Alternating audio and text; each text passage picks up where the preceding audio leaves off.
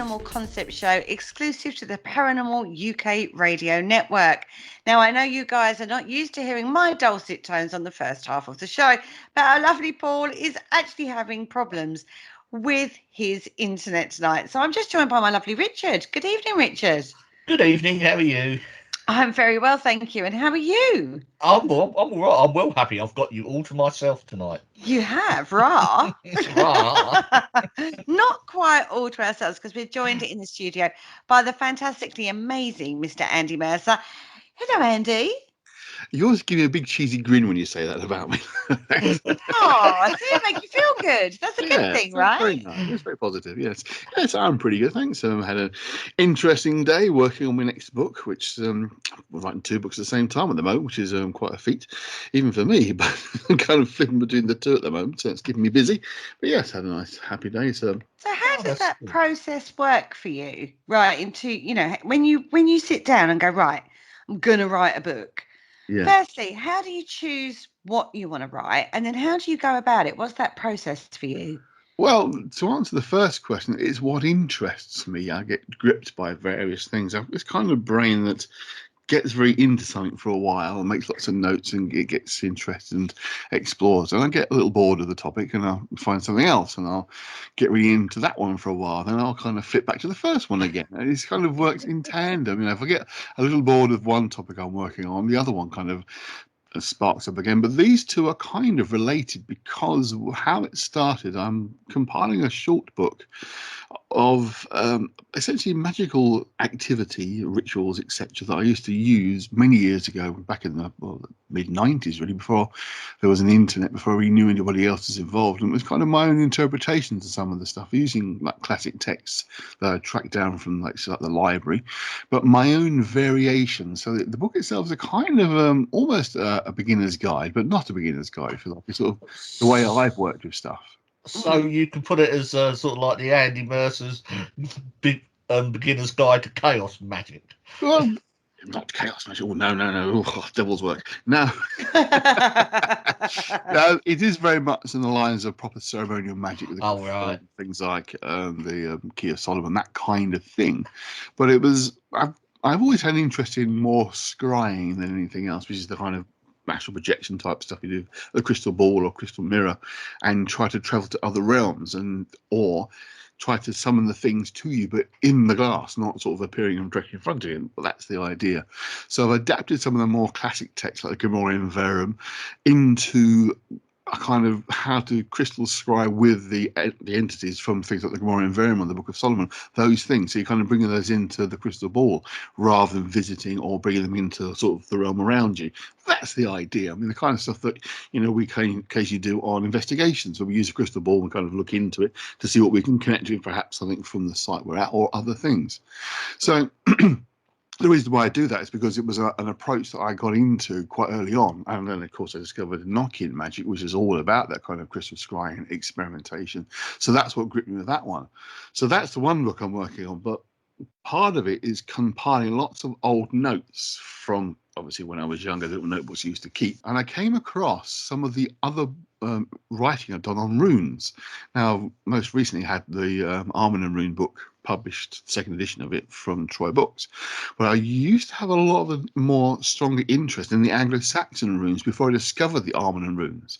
Oh, So I've right. got notes of the Anglo-Saxon runes, and I thought started to compile those together into a book as well. So there is a connection because I say some of the notebooks have got stuff that is from both interests, if you like. So they kind of overlap a little bit, but they're going to be separate books, obviously. But the interest is because it's what used to interest me. So that's how I have come to be writing these two, because it's my old notes. But as I say, I've just found that I work better if I try and focus on just one book at a time writing. I get bored, so it works quite well to switch from topic to topic. The only time I did that differently was the book on Dante's Inferno from last year, which was just a marathon, kind of a sprint of 3 months worth of constant writing, almost daily on that one to get that done. But otherwise, I mean, when I originally wrote Liber Coronzum and the first Rune book, which is back in the early 2000s, they were kind of side by side as well, kind of switch from one to the other. So I've always sort of worked this way. It's kind of a ADHD type brain I think I've got that can't focus on one thing at a time for very long before moving on to something else. So that's kind of how it comes about, really. But that's what's kept me busy the last sort of few months, really working on those two. Cool. So where do you start with it? Where do you start? Do you just start reading lots of material on it, or Yes. delving into archives? Do you ever go to an archive? Not necessarily need to, because if the older books, of course, archive.org, have got them online, which is always helpful. But I tend to buy, when I'm interested in a topic, I will buy every book that I kind of come across that might have relevant information in it. I mean, don't spend absolute fortunes, obviously, but I will pick up quite a lot of titles if there's a possibility, there's an interest. It's like my Dante collection went from about half a dozen books before I write the book on the underworld to about a shelf and a half full now. So grabbing all these different translations. There's lots of different translations, of course, lots of books about it. Don't spend a fortune on them. None of them are particularly valuable or expensive, but that's how my sort of library got built up over the years. I have an interest, and I tend to buy lots of books on that topic, and sometimes I'll keep them afterwards, sometimes I'll sell them on if it's like didn't really have a lot of relevancy to them. But I often tend to keep them because I think I may come back to write an extended version of a book or in a second edition. And of course, both of those two books now have second editions, so they've got additional material in them.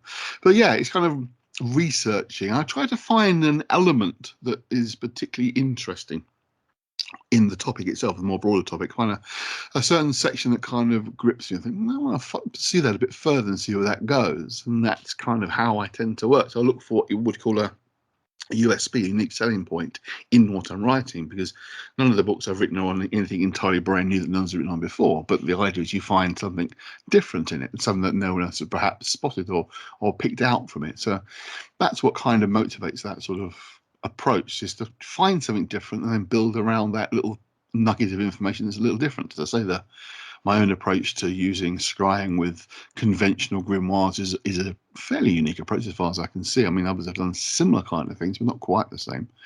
And then, as I say, the Anglo-Saxon, there's something specific in the Anglo-Saxon runes that really caught my eye. Something I was reading a while ago and reread recently, and it kind of confirmed the same thing. I won't say what it is because it'll be obviously in the book, but yeah, kind of spotted before almost. And there's been a professor, R.I. Page, made a similar point about this specific element of the Anglo-Saxon. I thought, that's something I don't think a lot of people have written about apart from him. So I thought that's something to pursue and explore. Okay. And there's your process, guys. So that's the end of the show. No, I'm joking. And that's how you write a book. Right. Now, there is a reason we wanted to talk to you, because there's another avenue that you're exploring or have explored, which is one that I would say is probably one of the most misunderstood areas, but is quoted and put out there in a very, do I dare say, woo-woo fashion? Yes. Which is the Kabbalah. Yes. Yeah. Now, the Kabbalah comes from the Jewish faith, correct? Yes.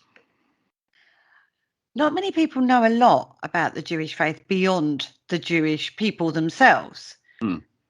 It's quite mystical, isn't it? Well, the Kabbalah is at the heart of one element of Jewish mysticism. It's a key component for the mystical side of Judaism. If you think of Judaism as having two halves, if you like, there is the dogmatic, the religious version, and then there's the mystical version. The Kabbalah is very much at the heart of the mystical, or more recent mystical tradition, shall we say, because there are other elements as well that go back even further before the Kabbalah kind of came into being, if you like. There was a proto-Kabbalistic ideas, there's ideas before even that. So certainly in the last few hundred years, it's become a key component both of Jewish mysticism, but also the Western mystical tradition has gripped the Kabbalah and made it a central theme in a lot of Western ideas as well of magic. So yeah, it plays an important element in both, really. So yeah. You wouldn't necessarily tie the two together, the religion and the mystical side. Well, would you? You wouldn't, because certainly the more dogmatic Jewish faith approach is very anti-mysticism. It's an interesting fact that a lot of the modern ideas about the Kabbalah came from what's called Hasidism, which is a relatively recent branch of Judaism. Hasidic Judaism is quite recognizable. They're the guys and girls you see around with the blokes with the top hats on with the curly ringlets. Yeah, I always thought that was Orthodox. It is. Hasidic Orthodox is the same thing. Oh, okay. Can you Yeah. just use right. the words, please? It's a branch of it. Funny thing is, it's a branch that tries to go right back to the origins of Judaism, but it's actually relatively not. It only came about in the sort of Victorian age. It's relatively new, but it has the antecedents. You like it tries to draw from the origins, but the early Hasidism involved mysticism. It was quite an important element of it, and then they kind of had a strange sort of backlash against it because I think, I mean, not going into too much detail, there was an element of this could be like witchcraft, and they didn't want to appear to be practicing anything that might be too witchcrafty. So it became almost banned, if you like. It was kicked out as an element of Hasidism, the idea of the Kabbalah. Completely lost its relevance there. They kind of turned against what they'd been promoting almost. But their sort of foundation ideas are linked to the Kabbalistic ideas. But then, as I say, they just got rid of it completely and turned against it. Why do you think that was then, Andy? Do you think it was an attempt at the powers that be to get more control over the Orthodox? I think it was a lot to do with keeping control over things. I mean, I'm just racking my brains a bit to remember it all because I did a lot of research this about 3 or 4 years ago, and I was writing another book, which we'll talk about, I'm sure, later on. But it was kind of they didn't want. It was linked to. I mean, it's a bit of a rabbit hole this one, but it links to the idea of what was supposed to be a new Jewish Messiah, Sabbatin Savai, who kind of emerged from this movement and was going to be like the new Messiah, but he came a kind of a false Messiah and it ended up being a bit of a fool, actually. And he was the one that had promoted the mystical Kabbalistic side. And because he looked like an idiot, basically, to cut it short, anything too associated with him was also dropped, including this mystical angle. And they say they very much turned against him because he basically converted to Islam eventually. So it'd be under sort of pressure and duress from the Turks. So it was. And it's a long, complicated story, but basically it was a reaction against what's seen as being kind of the foolish man with foolish ideas, and the ideas were linked to him, so it kind of got pushed to one side. But that's within the Jewish faith itself. It's more broadly, there's definitely still an interest, quite a strong interest, although it might not necessarily be obvious. It's not necessarily written about clearly, but there is that mystical side. It definitely still has an influence, certainly. So what is it? Good Lord. No, I know it's a big question, and I know we need to break it down. Yeah, it's a huge because it is weird in regards to faith and mysticism. They don't tend to go hand in hand in regards to. So what were they? I don't even know where I want to go because when we talk mysticism, what are we talking about that in relation to? Well, the difference between mysticism and religion is based upon faith unquestioned, faith of belief.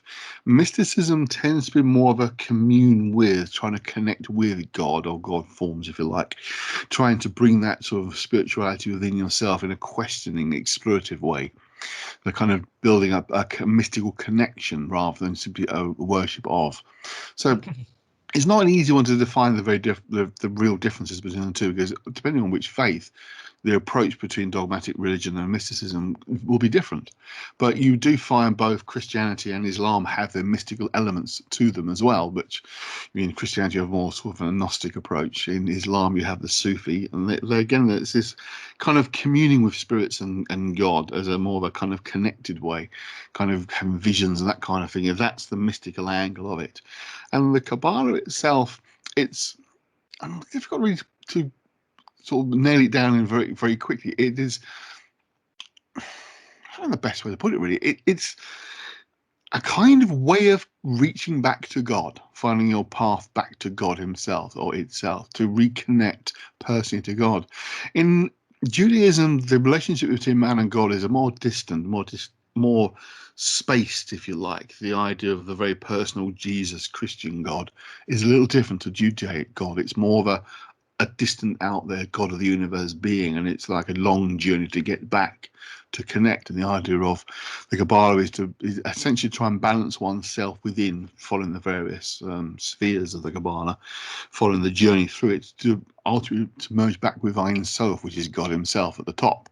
So it's that kind of following a journey, if you like, through the Kabbalistic realms is the kind of idea. I mean, it's difficult to explain it in the Jewish sense because I'm not Jewish. So I don't have direct connection to that area. But I know it from Western mystery tradition, if you like, the Golden Dawn is a good example, that they use the Kabbalah very much as a key element of their aspirational system of magic, if you like.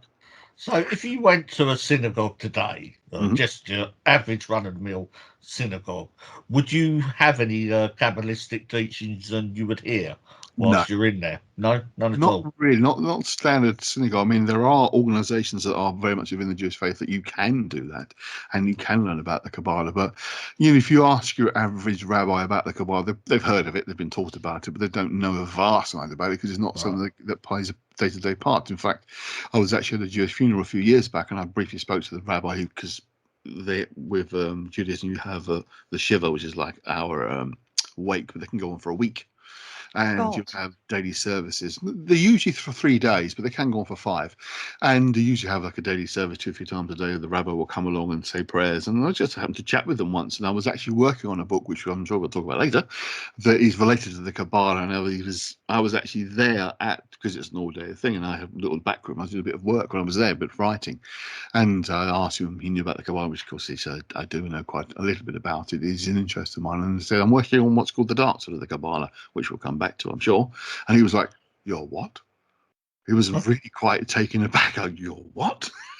Like, yes. Okay, let's do the conversation there. So you know about the Kabbalah then, Rabbi? Yes, I do. Yes, I do. So, yeah, they are taught about it in what's effectively rabbi school when you're trained to be a rabbi, but it's not something to go into in great detail. And certainly the version that we tend to have an understanding of is usually based on Western mystery tradition, which is the kind of westernized Kabbalistic teachings that aren't quite the same.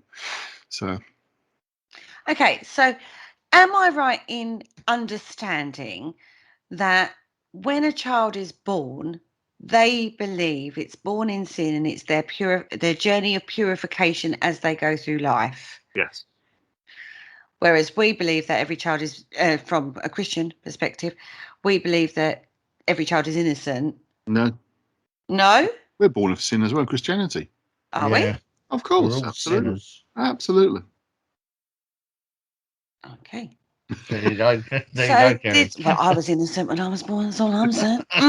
Two faiths are very close together, Christianity is a direct offshoot of Judaism, a direct offshoot, but we often don't realise that. I think some are completely separate. Not at all. The original idea of Jesus was supposed to be he was the Messiah, the Jewish Messiah that had come forth, the son of David. And he said, well, no, I'm not actually. I'm going to found something different. Although we don't even know if he even said that. It may well be that that's later interpretation have decided that Jesus, if he existed at all, may have always been just, I won't say just, but was the Jewish Messiah. As far as I'm concerned, it's what happens later on that starts to change all that. So, the face, in some areas, they are quite different, but there's a lot that they are very, very similar in, or almost identical, than there are things that are very different. There's a much greater degree of similarity. So do they have Jesus as a figure? No. They reject Jesus as being the Messiah. As far as Judaism is concerned, although there's a caveat to that, but as far as Judaism is concerned, generally, he's not emerged yet. They're still waiting. But there is a branch of Judaism that does accept Jesus as the Messiah, but they still remain Jewish. Yeah, I know it's a bit confusing because the idea of following Christ as the Messiah means you're a Christian, but so they are still a Jewish sect, but they do accept Jesus. Because Muslims still accept Jesus as a prophet, don't they? But he's seen as one of many prophets, but still one of many prophets. Okay. He was circumcised, wasn't he, Jesus? Of course, absolutely. It's a Jewish. So that's a Jewish. Jesus was Jewish, full stop. That's a Jewish he was ritual. born a Jew, died a Jew.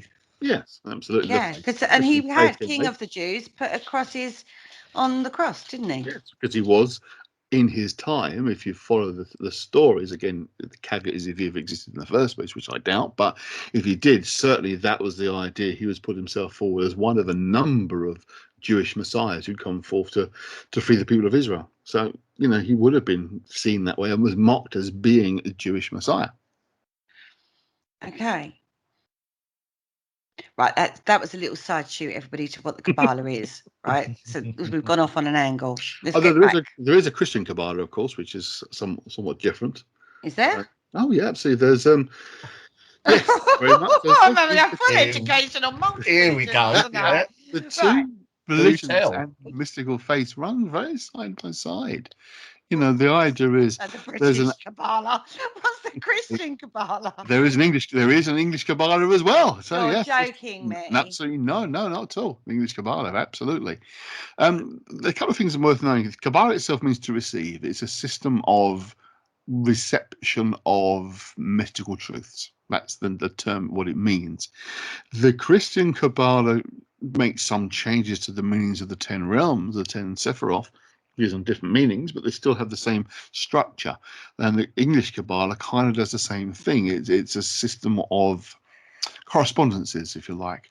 But often the best way to differentiate these things is the Jewish Kabbalah is spelled with a K, the Christian Kabbalah is spelled with a C, and mystical Kabbalah, like the English Kabbalah or the Golden Dawn, usually spelled with a Q, just to differentiate which one's which. Right. So some people say the spellings are interchangeable, but it's not. These specific spellings are used for these specific verses, but the only true Kabbalah is the K one, is the Jewish mystical Kabbalah. That's the original, if you like. Although, again, there are some that claim the ancient Greeks came up with the idea long before, which is nonsense, really. I mean, there's some parallels, but it's not the same. Well, I never. Oh, yes. Also, So take your pick, Kerry. Which I know. one do you want Which to one know do I? about? Which one do I start with? Right. Let's start with the K. Mm-hmm.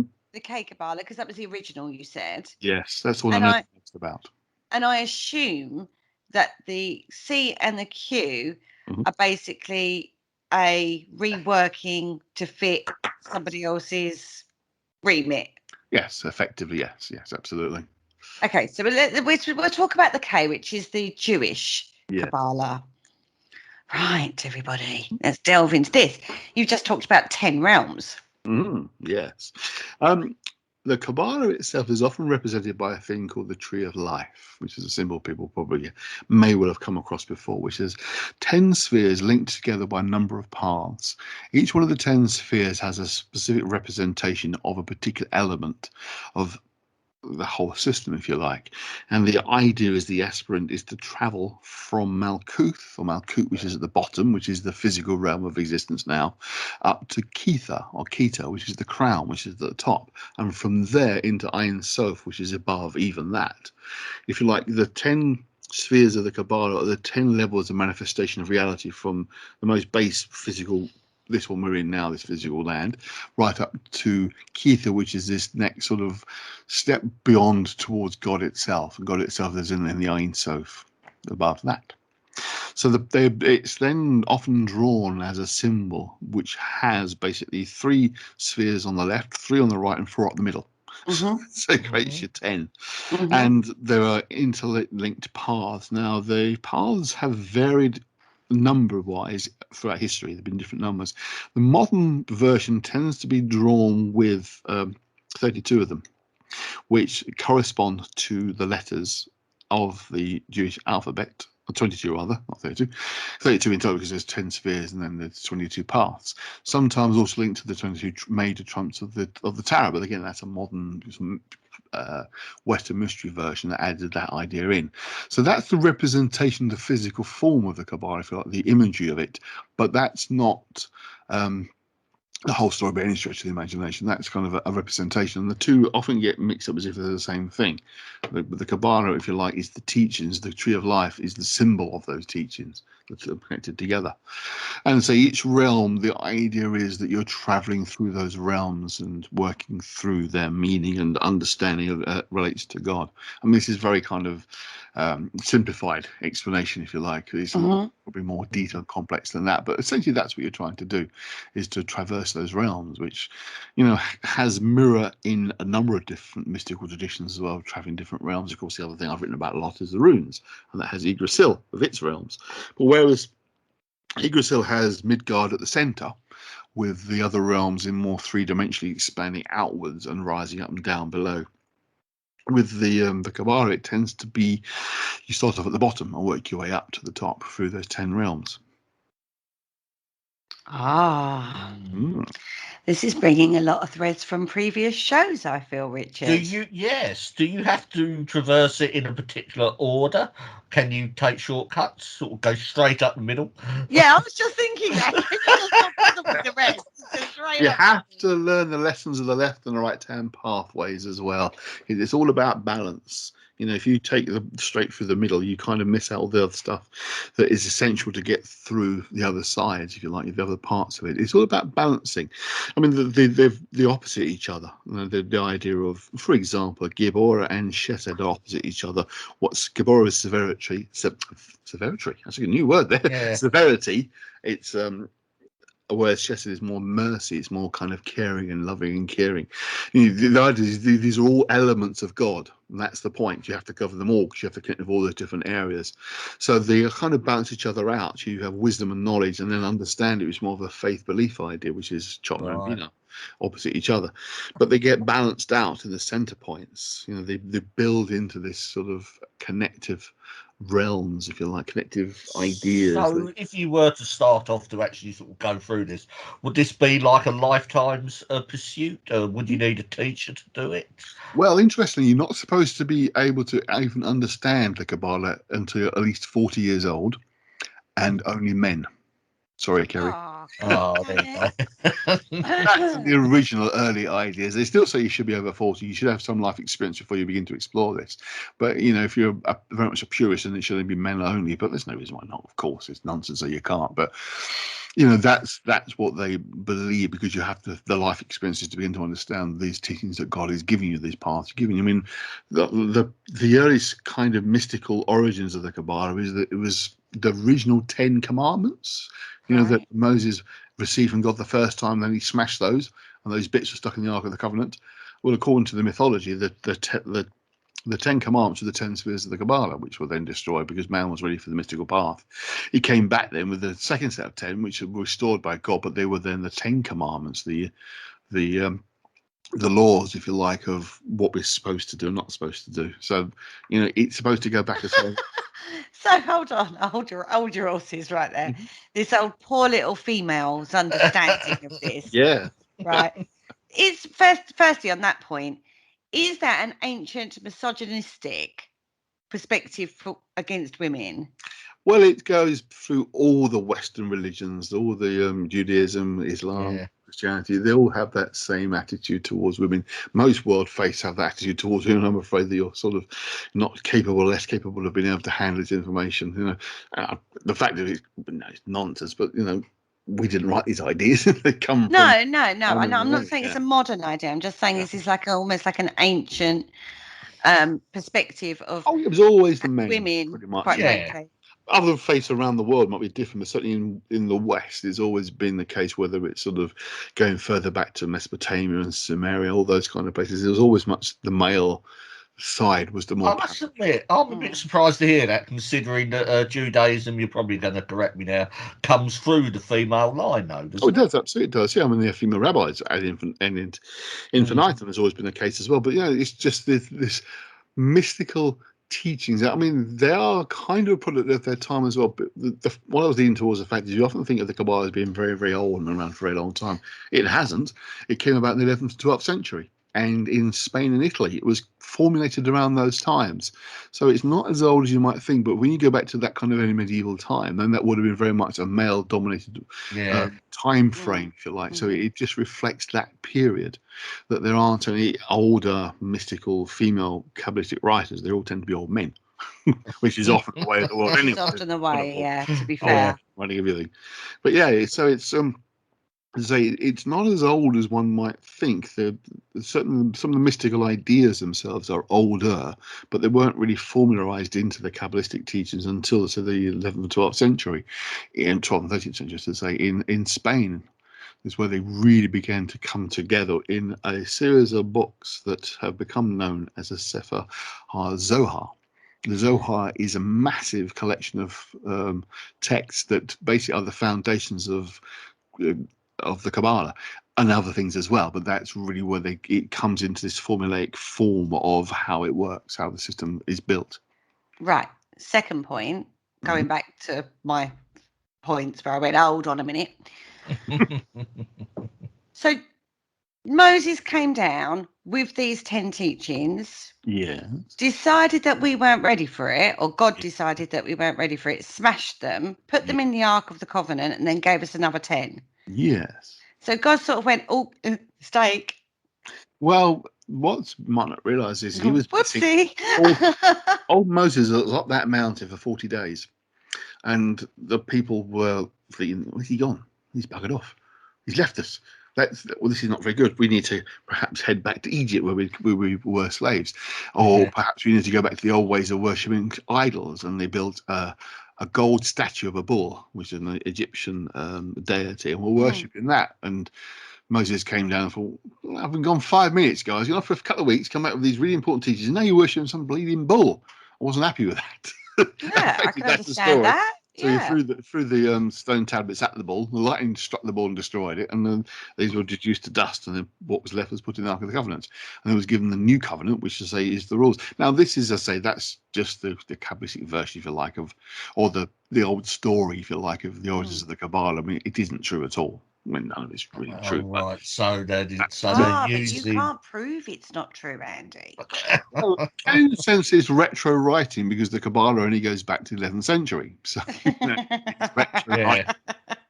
The idea that we definitely have one set of commandments that were destroyed and then were replaced by God. That's part of the biblical story.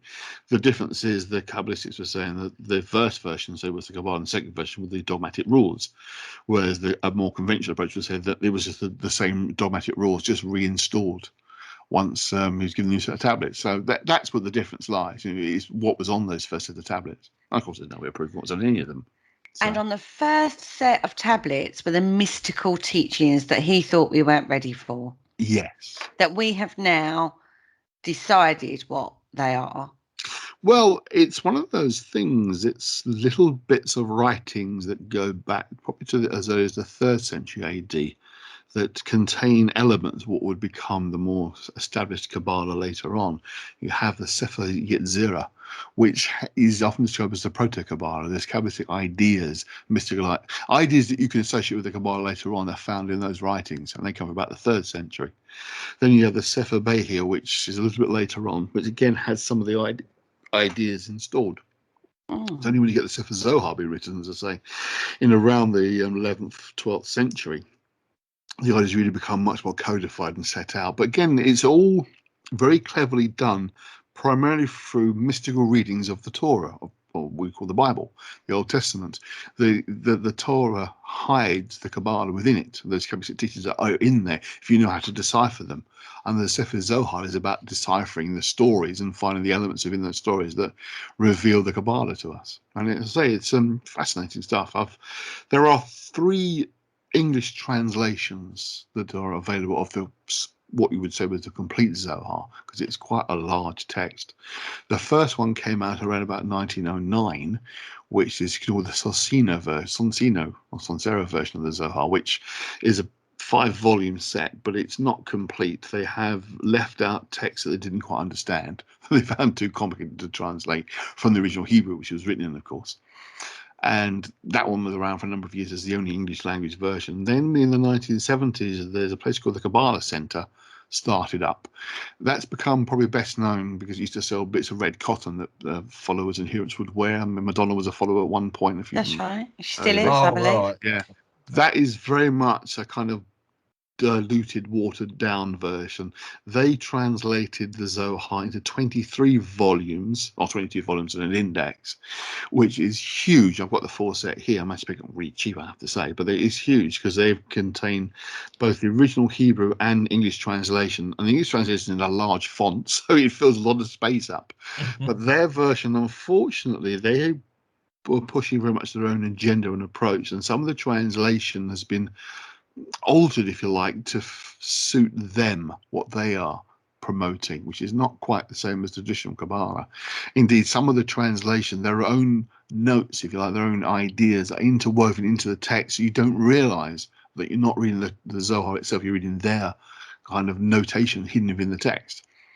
The third translation, most recently in the early 2000s up until fairly recently, is by far head and shoulders the best ever. It was compiled by a chap called Professor Daniel Matt, who's a professor of Jewish history in the States, and it's brilliant. I mean, I've got the full set of that as well. That one is amazing. Again, it's translated everything properly and correctly, and the footnotes he's added and explanatory notes are incredible. And they really do expand the text and explain what's going on. I mean, in some pages, the actual Zohar text itself is maybe a dozen lines, and the rest of the whole page is his notes, just breaking down what it's saying. And it's brilliant, absolutely brilliant. And that's in 10 volumes, but they're quite substantial volumes. That is the core key material of the Kabbalah, and this is the first time it's really been properly translated in its entirety. There are selected translations been going on for decades that you can get hold of. Some of them are very good as well, but again, they're only translated in certain sections of it. So that's the first time we've actually had a full and complete opportunity to understand the Jewish mystical Kabbalah, the proper original Kabbalah, if you like. And it's only early 2000s that first started becoming published. It was finished about 10 years ago. It was a number of volumes worked over a number of years because of the sheer size of it. The first 10 volumes are the full Zohar translation. The last two are quasi-Zoharic texts which are linked to it but not directly in it. And again, some of those texts have been completely ignored over the years, and yet they're very important. So our understanding of what the Kabbalah has expanded considerably in the last few years with the publication of the Pritzker Zohar, as it's called, which is by far, as I say, the best version. It's always one of those things, because it's a lifelong teaching system, it's difficult to summarize it very short or very briefly. Often the little books you pick up on introduction to the Kabbalah are so overly simplified, they often miss the whole point of it. They kind of get it all a bit kind of too condensed, so you don't really get a good grip of any of it. Which is unfortunate. It is a fabulous system of exploration of the mind, if you like, as well, because the other ideas of the parallel would be like a psychological Kabbalah, which is you exploring your aspects of yourself, these, the good, not so good stuff within you. As you grasp certain ideas about yourself and about the Kabbalah and about the world around you, is this kind of reflective idea of as above, so below, the inner and the outer. So as you're progressing through the mystical Kabbalah, understanding the universe around you, you're also understanding yourself. That's the idea. There's a reflective effect. So those subtleties are often lost in more simple, straightforward texts about the Kabbalah. So when they say it's a lifelong study that you can't start to in your 40s when you've had a grasp of life and the world around you, I get why they say that. I don't necessarily agree, because I studied it from sort of late teens when I first came across it in my whole library adventures. But I can understand why they say that you need to have a good grasp of the world around you before you can really dive into this sort of stuff. Goodness me. 10 volumes. Well done, that man, is all I can say, who ploughed through that and then translated it and tried to make sense, or did make sense of it for people. And well done to anybody that's read it. But we aren't going to, so we got Andy on, who has read it. Well, I've certainly read volume 1, which is the foundational text, and that's the kind of thing. The other volumes later are expanding upon those ideas, but the first volume really, I mean, it's parallel in Genesis, so it's kind of the genesis of the Kabbalah itself. That volume 1 I do know intimately because of the book I worked on, which I'm sure we'll talk about later. Yes, But the others, we will talk about your book. Don't worry. Yeah, don't worry. through the others. I mean, I've got them all here, and the reference, obviously, some material references the later volumes, because it's not. I mean, the original text isn't that well organised. It's kind of a bit all over the place, because there were just this. It's one of those things that often comes up, is who actually wrote the Zohar. Until fairly recently, it was always thought it was one person in particular who wrote it, which is a bit of a task for anybody. And now they've got somebody else who, in the 11th, 12th century, was the chief author, but it was probably like the editor-in-chief of a group of them together, because, as Matt points out, some of the language structuring is different in different volumes, so it's clearly someone else's writing. It's not one person, but there's one person who probably was like the main editor, if you like, of the Zohar, who kind of sort of put it all together. Richard. Oh, right. It's like when you have me on as a guest, you don't have to do a lot of talking, you just leave it to me, don't you? No. Oh, dear. So we've got this text that's written basically by a lot of people, that's been condensed down by, like you say, an editor, into mystical teachings of life journeys, of that exploration of yourself, as well as the route back to God. The route back to God, And within that, it's a pathway, but it's a lifelong pathway. Mm-hmm. Yeah, and it's about not blind faith, but pure understanding. yes, it is a way of trying to grasp what is. Yeah, I mean, it's hard to put it in a simpler way. It's just trying to understand the journey to God rather than simply having through faith. The conventional argument would be that, you know, the idea is you just believe in God and God will save you, etc., and will bring you up to His realm after death, or you don't. You find a path that takes you step by step on that journey of understanding. So it's faith versus understanding, if you like. To achieve this, Mhm. would you have to follow the Kabbalah? Is it something that you would that would naturally happen, perhaps? How do you mean?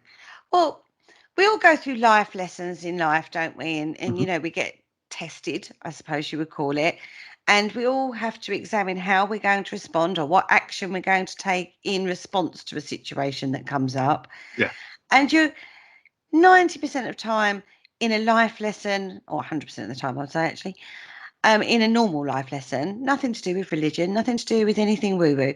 But whenever a situation happens to you in life, you're given a choice. It's your decision, your responsibility on how you deal with that. Do you make it a resolutory way or a dramatic way? Or, you know, you have various options in each situation, don't you? Hmm. So when you make those choices for yourself, they say that if you don't learn the lesson the first time, then the same similar situation will reappear in your life until you've learnt your lesson, as it were, the life lessons. Do you see what I mean? Hmm. So if you've learned the next time something similar like that turns up or happens, you deal with it differently. So you evolve, you learn, you change, you learn Yeah. to deal with something differently to get a better outcome, possibly. Yes. So would that be a similar situation to Well, what's outlined here? Because it sounds very, and this to me, what I'm hearing is an evolution of self in regards to being self-responsible, self-aware, and knowing your place and purpose within life. And that's nothing to do with religion. That's just a decent, moralistic, ethical human being in regard to being respectful to their position. certainly on the last part, I would agree entirely. It depends whether you think things are happen to you for a reason or not, or if it's just this what life does. These things happen for no reason. The idea is that, well, certainly in the Kabbalistic sense, in the Judaic faith sense, God's very distant, and it's your task to reach God. He won't set tasks for you, as it were.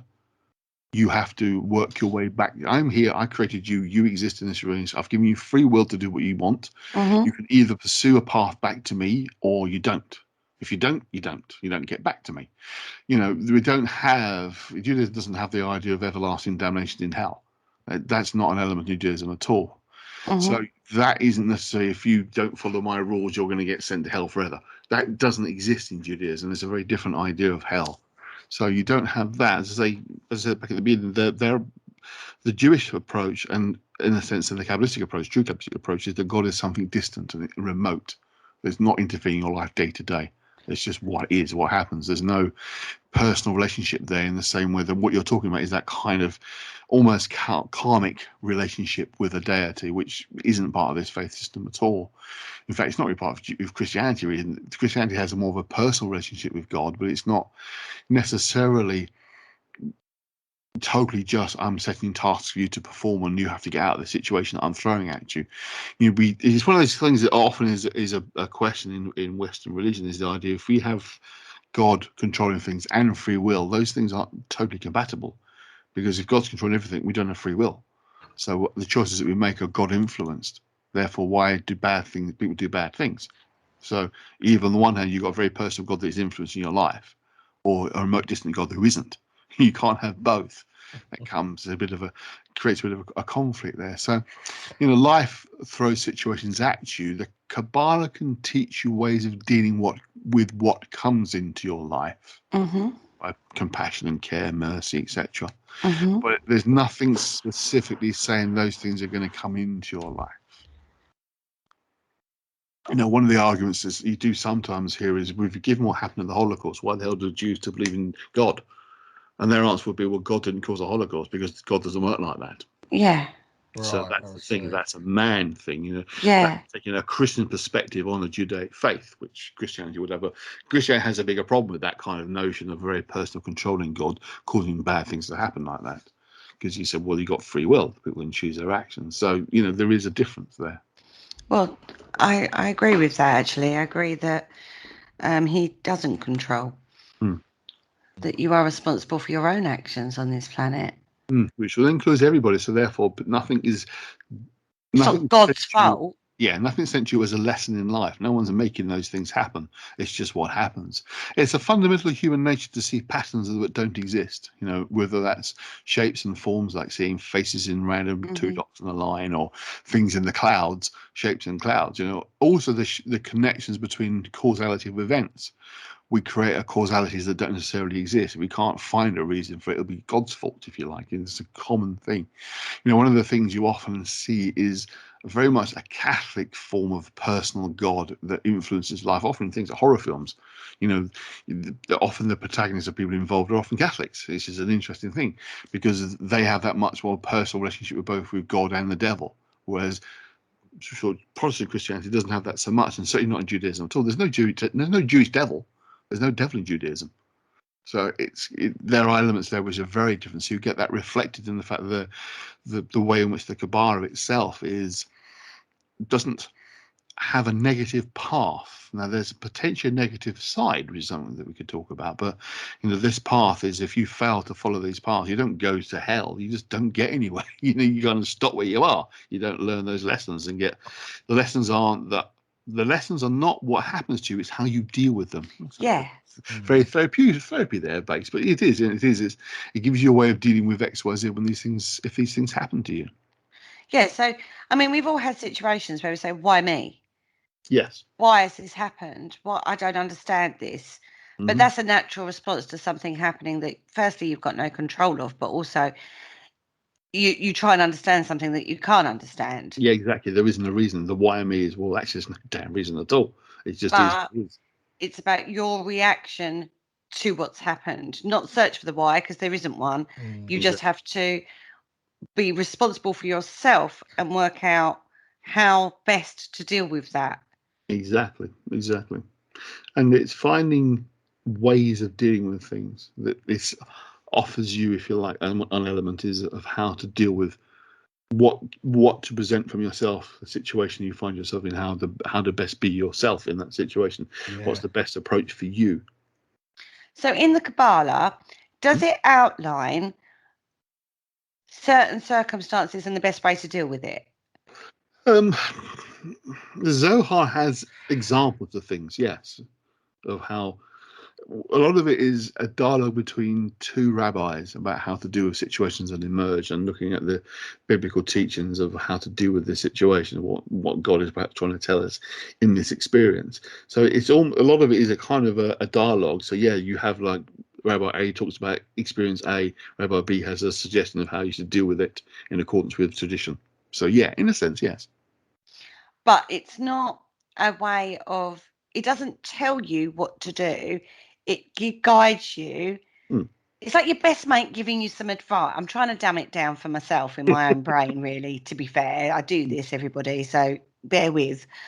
So it's like going to your best mate and saying, this is the situation that happened, her advising you, and you then thinking about that advice and maybe other people's advice, and then coming to your own conclusion of how best to deal for it for yourself. Yes. I mean, the idea would be that one way would take you closer to God, other ways might not. Yeah, so like someone does you wrong, your mate says, let it go, cut them out your life, blah, blah, blah. Another mate says, you should go and do them over for that. Yes. And you know what I mean? So there's that's what I'm trying to sort of get to. It's like one, you've got a nice one going, just release it, let it go, don't have any more to do with that person. Another person saying go murder that person or beat them up or whatever. That's not very nice. That's not good behaviour. You know what I mean? That's not going to lead you to God. God Yes. won't agree with you there. But he might say you did the right thing by walking away. Yes. Yeah. Absolutely. So does the Kabbalah sort of work in a moralistic way? In a sense, yes. I mean, the idea of that which is moral will take you to God. Mm-hmm. So yes, that would be the pursuit you're looking for. That the way in which causes least damage, if you like, to those around you as well as yourself. So yes, it wouldn't advocate necessarily going out and killing somebody, because that person you killed is much a part of God's universe as you are. So they have Uh-huh. much right to be in it as you do. So, that would be an important element. It would, Yeah. as I say, we often get caught up in this idea of doing evil acts, taking you to Satan, etc. That isn't there in this. This just takes you further from God, and to be further from God, you might as well be in hell as far as they're concerned, because it's not where you should be, not what you should aspire to. So you have to say, okay, so take that scenario. The one where you murdered somebody is going to be detrimental to your own well-being, because you could get caught, you could go to prison. It's a downward spiral. Yes. So you're going down the tree of life symbol. Well, you'd be stuck down in Malkuth. You'd be stuck in the earth level, the kingdom as it's called, or the kingdom in the sense of being the physical realm. You're not going to get any further than that. Mm-hmm. Whereas if you took the higher road of ignore and block and remove yourself from the situation, would you go up a level? You would be progressing. I mean, it's not quite sort of attaining black belt down in karate. It's not as straightforward. No. But you're understanding the lessons that life is giving you. Life in the sense of what's happening around you, not that it's someone specifically giving you it. That you have a greater understanding that compassion is more powerful than anger, if you like, that kind of thing. You go feel the connection with God that can feel like an energy of belief that gives you a lift, but that's still only part of the journey, because the oneness is what you're heading for ultimately. I mean, there was elements almost like the Buddhist idea of pursuing one with reality. The self dissolves, and that's the idea. Get to the self. The self dissolves into, or recognize the full unity of God, the eternal being, everlasting, ever living. It's almost like Christianity has God as being much more active, whereas Judaism is much more passive. It's like the God in the universe almost. I mean, there was elements of the mystical tradition which is completely different to the Western idea of God and the universe being separate. One of the fundamental differences between the Western faith, Christianity, Judaism, and Islam is that God and the universe are separate entities. God rolls over the universe or created it, but is separate from it. In things like Hinduism, there is no division. I don't think we talked about this before, I'm sure, but there's no division between the God and the universe. God is the universe. It's a oneness, complete oneness. And that is also in mystical Judaism, in the Kabbalah particularly, that idea of the universe and God are one thing.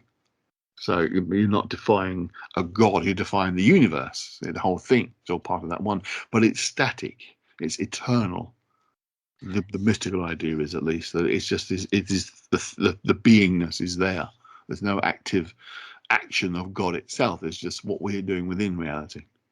So is the pinnacle then getting to that point of oneness within yourself, where nothing, you're completely in the present moment? Don't know, because I've not made it. I'm not there. You'd have to ask someone who's got there to answer that question ultimately. But my understanding is the idea, it is similar to the Hindu idea that universal oneness, you lose a sense of self within that, and you're just part of the one reality of one God, if you like. That there is no ego anymore. There's no sense of self. Whoa. Okay. Beyond what's called the self supreme, which is the idea of which is beyond identity. I mean, getting a bit of Hindu mysticism now, but there's a definite parallel between those two ideas, that you're no longer you're no longer Kerry, you're no longer Richard, you are a one, but part of the one, indivisible from the one, but you're part of it. You're the self supreme that has no ego-centered identity. It's just God. the oneness. Yeah. Reminds me of the Matrix. This does. Well, You yeah, are the one. that's where the ideas come from. You know, look, there's the Matrix is interesting. It does parallel a lot of mystical teachings. I mean, the one he's talking about there would be the Messiah. Effectively, Neo was the Messiah. He would bring about the revelations of the reality of the fact you're living in a giant machine and weren't having real life at all, that you're living in a dream. So, but there are religious parallels in the Matrix, certainly. I mean, it's different rooted, but it starts the whole question of what is reality. You know, is it that kind of artificial reality? It's a funny thing because it wasn't that common an idea until the Matrix. They really cottoned on to something. It was a emerging philosophical idea of the artificial intelligent reality that it wasn't real, the reality we live in now. And they really, it's one of those films that emerged at the right moment. It was a good film anyway, Yeah. but the ideas behind it were very much in vogue at that point. So it tapped into something. It's part of the reason why it's so successful. What was it the Oracle said? She said, this is about the spoon. She said something about a spoon. Oh, it's a little young lad. There's a group of different, I've seen it a few times, different people going forward as possibly being the one. And one of them was a young kid who was dressed in Tibetan mystical clothing, sitting there. He's holding a spoon, and the spoon starts to bend in his hand.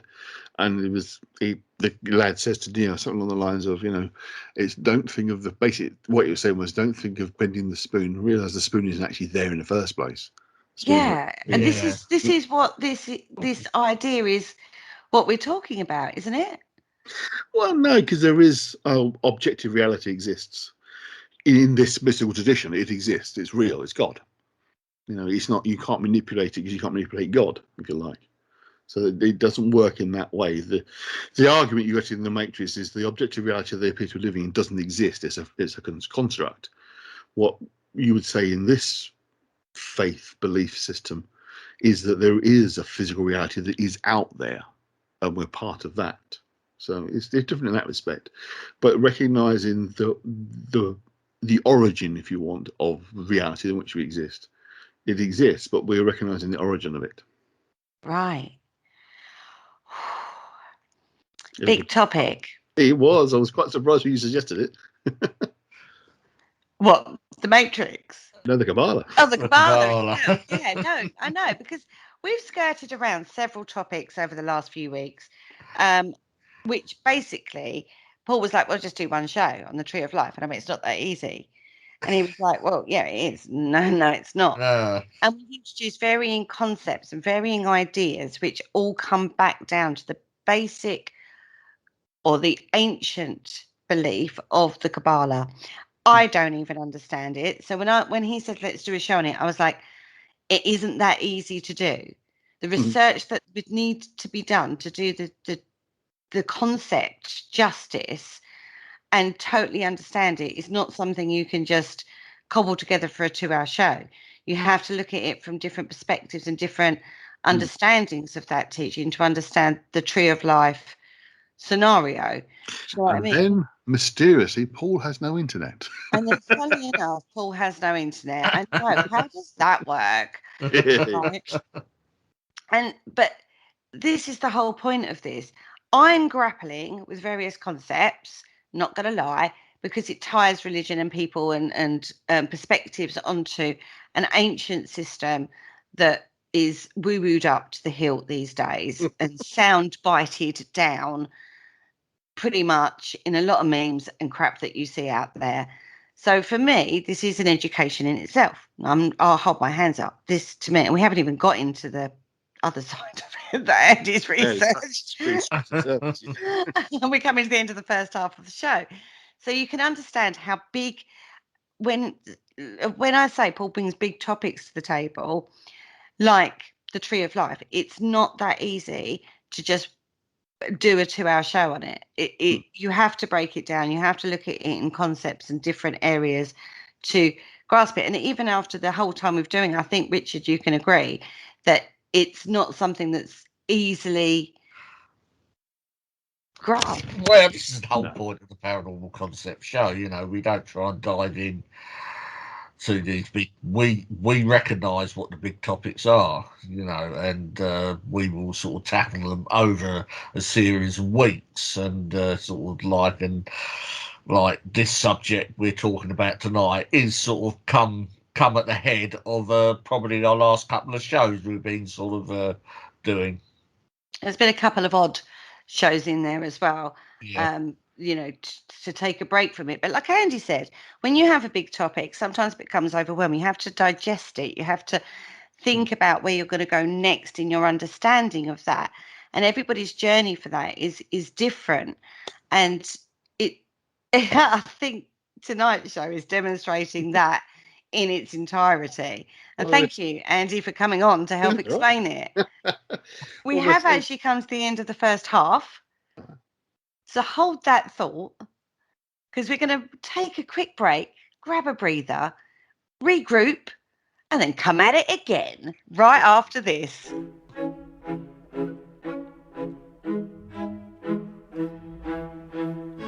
Hello, Harry Price here. If there's nothing me and my friends enjoy more here on the other side, it is to sit back and relax and listen to the Paranormal Concept Show, right here on the PAUK Radio Network. Broadcasting a plethora of interesting and informative content for all your paranormal needs. Find them across social media to keep up to date with forthcoming shows and all their other adventures. Hello, is there anybody there? And welcome back to the Paranormal Concept Show, exclusive to the Paranormal UK Radio Network. Now, before the break, we were exploring the Kabbalah, the Jewish Kabbalah, the K Kabbalah. But we did veer off into various other areas, which brought lots of other religions into it. But the basis of the Kabbalah, we kind of delved into this life journey and understanding of self within your progression to becoming the one, right? Or one with God, not the one with God, sorry. God, yeah. Now, Andy, you've written a book. One of many. On this particular topic. Not exactly. Tell me more, Mr. Mercer. Now, the Kabbalah itself has what would refer to as a dark side, the negative. It's the journey of, not journey to hell or the devil, a journey away from God. It's called the clip-off. It's like the negative version, and there's a journey down that, and that takes you to demonic realms. But again, not necessarily demons isn't the kind of thing you see in horror films. It's a different concept of demons, but it's negative forces, if you like, negative influences that you can get caught up with. Now, you're expressly forbidden to study the clip-off. You recognise it exists, but that's why, as I said earlier on, the rabbi had a reaction when I said I was writing about the clip-off. That is a different path that goes downward. Now, this, again, it kind of pops up in the Zohar, hints towards it, but nothing very clear, because it's more of a 16th century concept, the clip-off. It's nothing like as old as the Kabbalah. The Kabbalah is about 1,000 years old, as we understand it, but the clip-off is newer than that. What you do find in the Zohar is a thing called the Sitra Achra, which is the other side. Again, it's the other side of holiness. It's more of a, not, and this is where it gets a bit complicated, it's kind of a version, if you like, of a multi-leveled hell. But it's not hell in the Christian sense of hell. There are dark demonic entities that are there that are potentially can possess you or possess the world around us and destroy it, take it away from God. Again, not take it to a devil.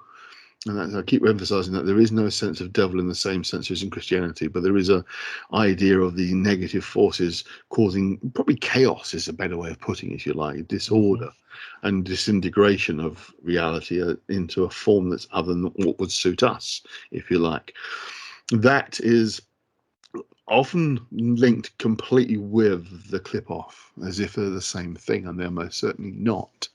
And now I've written, my book is about the Sitra Achra, the idea of the other side of holiness, and disentangling it from the clip-off idea.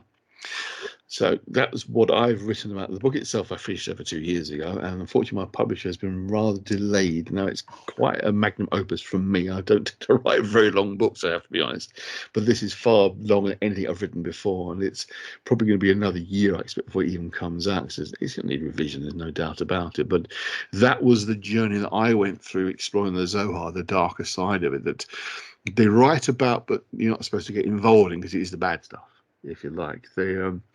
You're, as I said before, especially forbidden to study it even, but of course you're told not to study something, you're going to want to study it.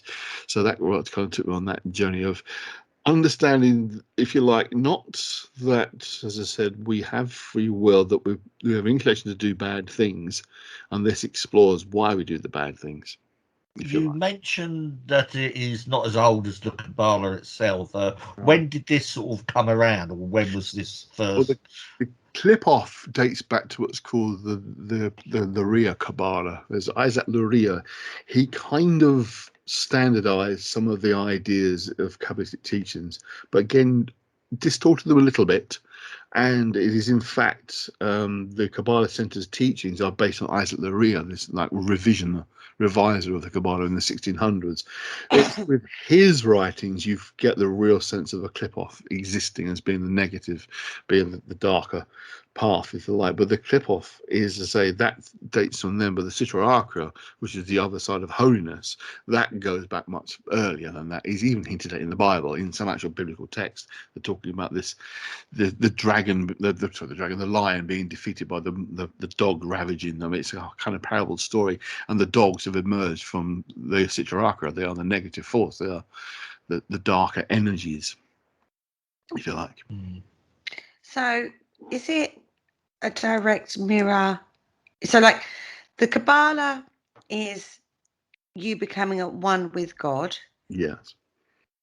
Is there a at one with the head evil? No. Head bad? That's the key. There isn't. It is you get as far away from God as possible. If you like, you're completely falling into these darker realms. There's no supreme evil being like the devil, Satan, Lucifer, all that. That's Christian. You don't get that in Judaism in the same way that we talk about it there.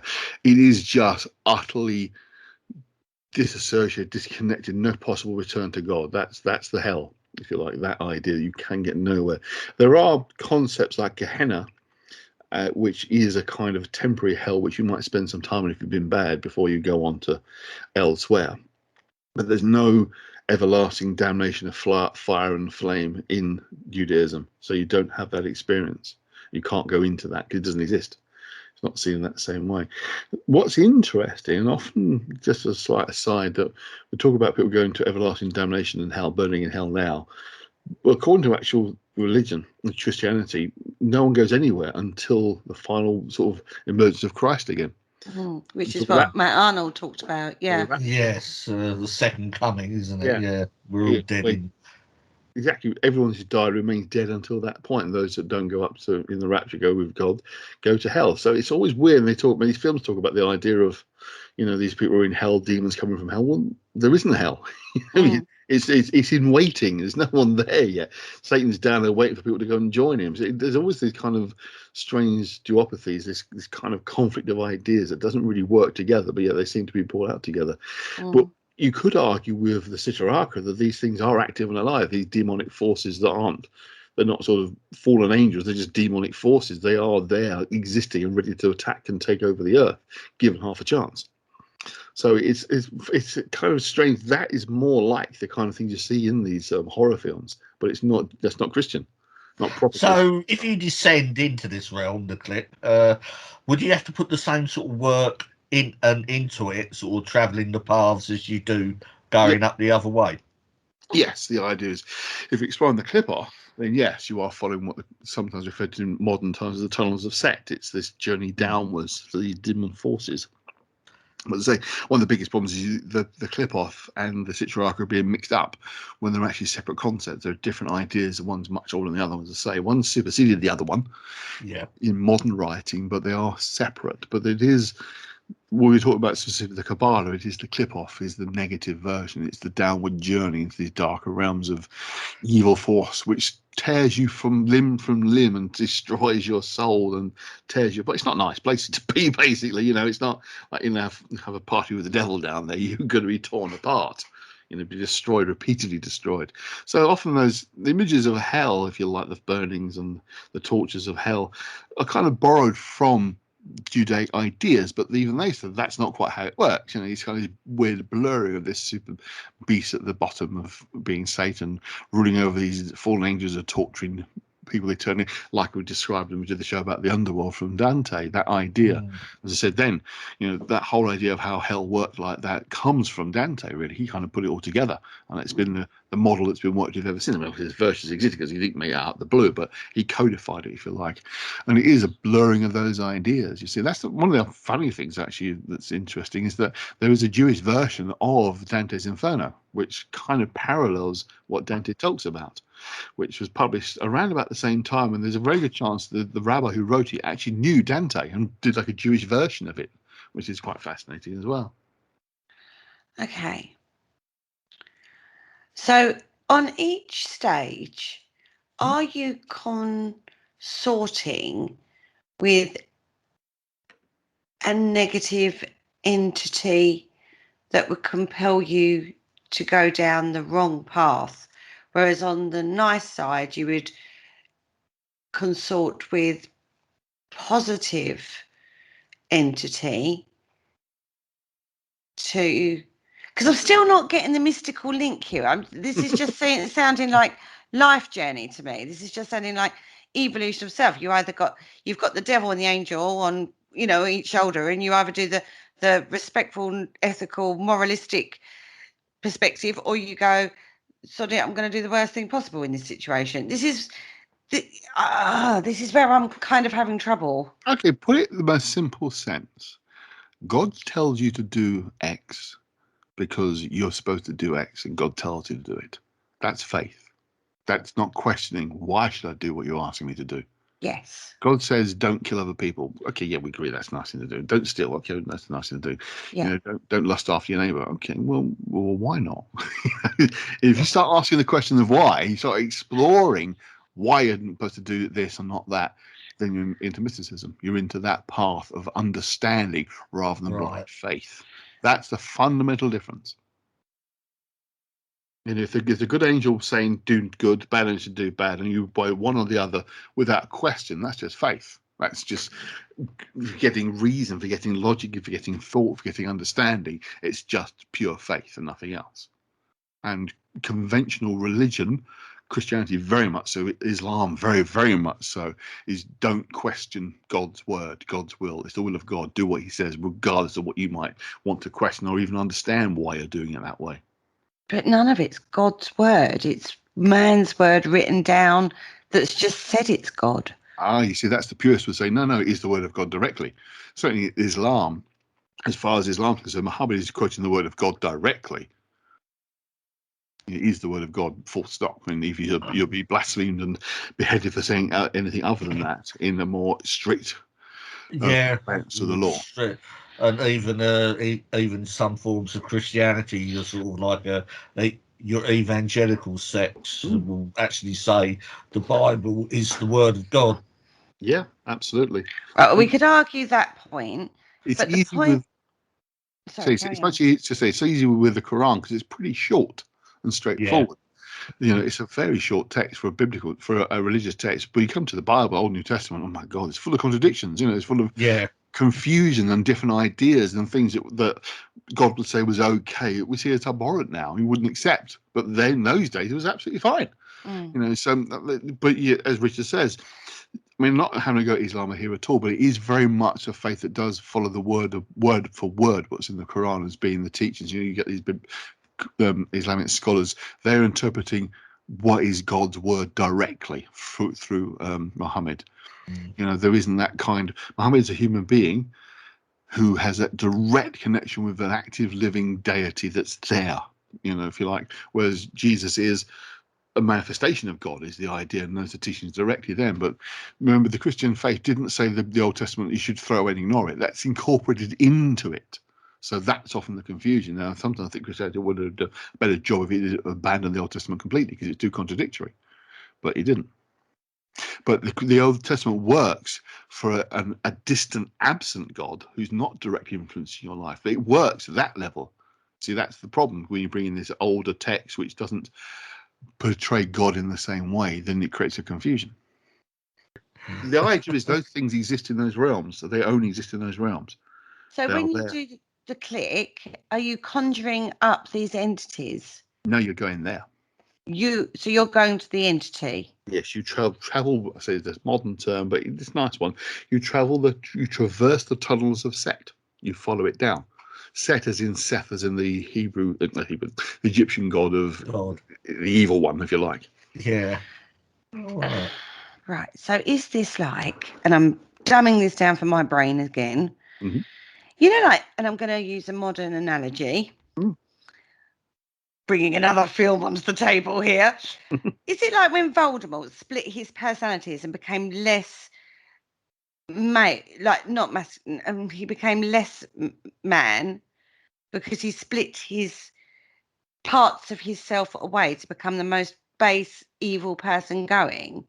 Well, he did that to protect himself. I know he did that in the film to protect himself, but what I'm trying to get at is the analogy of the worst parts possible he's putting into something or getting lost. Hashtag lost. Let me try and. There are angels in the sense that you get in Christianity. There's no fallen angels, because that's all to do with, say, a very different concept of God, a different concept of heaven, the idea of a heaven, if you like. Mm-hmm. These terms, as I say, there are lots of things in Judaism and Christianity that are pretty close. There are other areas that are very different, but are thought of as being very close because they give the appearance of being similar. So you don't have, as I say, the God of Judaism is far more remote and far more distant. You did have beings of angelic nature, if you like, appearing in the Bible, but they don't do it anymore, is the idea. That's kind of stopped. In Christianity, of course, they've carried on. You do get these people who claim to meet angels every day of the week, and twice on Sunday. That doesn't exist in the Jewish tradition. It's more of a kind of your journey to God through faith, as the conventional religious Judaism, or through understanding and experience of the realms of this understanding of the nature of God that is very complex. And these spheres of the Kabbalah, if you like, the tree of life, represent those aspects of God. So if you're going to encounter anything in that journey, you're encountering aspects of God. That's the idea. But with the clip-off, the negative journey downwards, you're going to the same kind of mirrored realms, if you like, of the Kabbalah upwards, but they do have kind of entities within them. But as I said, the Sitraraka is what I'm really talking about. That is, again, a collection of realms. It's not the same as the clip-off. The clip-off is a modernized version, but there's a big difference in terms of how they work. But whether you're following the tunnels of Set through the clip-off or you're going for the true Sitraraka, you're entering realms that are populated by these demonic beings that want to take hold of control and destroy you, but in their realm. They don't leave that realm. They want to draw you into it, away from God, is the idea. So what I'm getting at is the idea of demons coming out from hell and possessing you. That's a very, very Christian idea, and a very one version of Christian idea. Because as I said, the idea is that hell doesn't do anything until everyone's dead and after the rapture. So this is you going to that realm, learning whatever that realm is about, and then going on to the next realm. So you don't stay in that realm. You keep going into the different realms. Well, the idea is you're moving further from God. The question, well, why would anybody want to do that? But that's what the darker people like to do. Explore. So in your research, in your work, looking at this side of things, now I think I know you a little bit well. Mm-hmm. Did you practice that? I explored them, absolutely. In my book, the Sitrahaka gives you instructions of how to explore the Sitrahaka, very specific ways of doing it. Did you try one? Of course, I tried them all. Oh my goodness, Andy! Andy Mercer. Of course. And what why was your wouldn't I? experience of that? Did you have entity come to you? No, because you go in there. You're mentally going there. Oh, right. Then did you interact with entity then? You a sense of the ideas. Again, like a lot of this sort of scrying, you get a sense of being somewhere, a real feeling of that you're actually gone to a place in your mind that is actually of you. I mean, it gets in the old collective unconscious stuff again, but it's of you, but it's beyond just you. It's like a shared reality that exists deep within. And So- I'm taking it that didn't disturb you at all? There's a question there. That must have disturbed you, surely. Very strange, but I kind of knew what to expect because I've been doing enough research about it. It's one of So those do you, right, psychologically then, look at that psychologically. Yes. If you knew what to expect, surely then you would have experienced that because you knew what to expect. Psychological priming. I knew from what I'd been reading what the realms would be like if you encountered them, but you don't know the full details of what you experience there. You know, it's a difficult thing because they are individual experiences. There are parallels, as I said back at the beginning when the first initial scry experiences. There are similarities with what other people have described they've experienced, but there are also differences. And because what you experience is partly a manifestation of yourself, there is a variation. I mean, a classic example, which I often refer to back to, is experiencing Koronzom, the demon of the abyss, as he's called. And this is an Enochian. When you read what Aleister Crowley experienced during that exploration, it's quite dramatic, but I think it was more a reflection of who he was as a person. Because he was quite a dramatic person. To say the least. Others who've also had the same crossing abyss experience describe something much more calm, shall we say, and much more enlightening, much powerful, but not as destructive or evil as terrifying. And that was my own experience. And that's what I found most fascinating when I first started reading other people's experiences of crossing the abyss, that level of Enochian, that they were experiencing a very similar kind of vision, if you like. That's why I always find this the most fascinating, that, you know, you could easily say, oh, it's just your imagination. You've got a good imagination. You're making it up as you go along. Except when there's a shared reality that people are having similar experiences, seeing similar kinds of things. So I was primed in the sense that I knew what the entities that inhabited the Citra Arca were capable of doing from reading, obviously, the material that I had. So what you experience, you'd find, as I said, the Zohar itself doesn't give a lot of detail, but one of the papers that is not purely Zoharic, but is often closely associated with it, was produced in volume 11 of Daniel Matt's Zohar, is about that exploration of what they are capable of, what they are there to do. As I said, they aren't there, they can't leave. They are trapped there, but they're trying to destroy us. And what they would do if they could leave is explained, but they're not able to. So when you visit that realm, are you not opening yourself up for them to have the capacity to do that? Yes, of course. But if you are reasonably gifted, I think is what I'm trying to find the best way to explain it. If you know what you're doing, and you do know what you're doing, then you are able to prepare yourself and protect yourself, if you like. That's the thing. I'm going to put a disclaimer out here. Don't try this at home if you don't know what you're doing. Unless you bought my book, which you can. So in your book, you outline how to protect yourself. Yes, and absolutely, yes. Okay, thank goodness for that, because it sounds absolutely horrific. Yeah, so you don't actually go to them. That's the thing. You see, it's scrying. You're observing it. Yeah, you're observing it through a window, if you like. You're not actually in those realms. What I outline in my book is the most basic oldest form of scrying available, which is water divining. It's a bowl of water you're looking into. They have got mystical texts written around the outside that are designed to prevent anything coming through. Okay. And also to protect you, that you aren't actually going into them, you're just observing. It's like you're going into a little submarine, if you like, descending into the waters of hell, if you like. It's one way of putting it. Okay. But you're always connected, you can always pull yourself out of it again. Okay, so at one point I was thinking, don't buy the book. Now I'm thinking, buy the book. There's only one part of the book, the chance to journey into those multiple realms of the Citra Akra. You don't have to. It's not incumbent upon you to actually follow those paths if you don't want to. But it does. I have prepared people to how to do this and give you an idea what you might expect to experience. I always say this, and I always say this, that you don't actually go anywhere. A part of your mind is going there, but that part of your mind is safe and protected in that journey of going there, that you can pull back out again.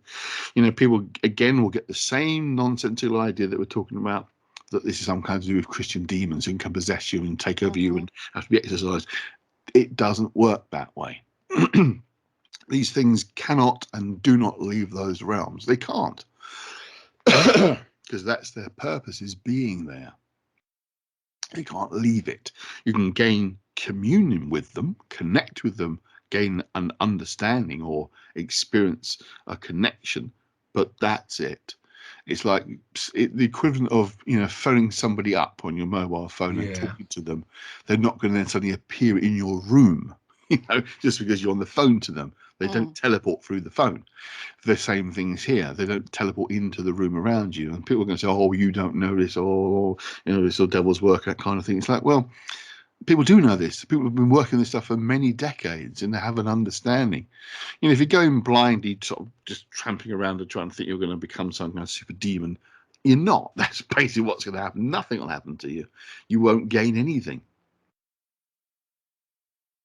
They're going back to the old rabbi's response and reaction to me writing about it is like, why would you want to know about that? That's not nice stuff. It's not a good place to be. Why would you want to know?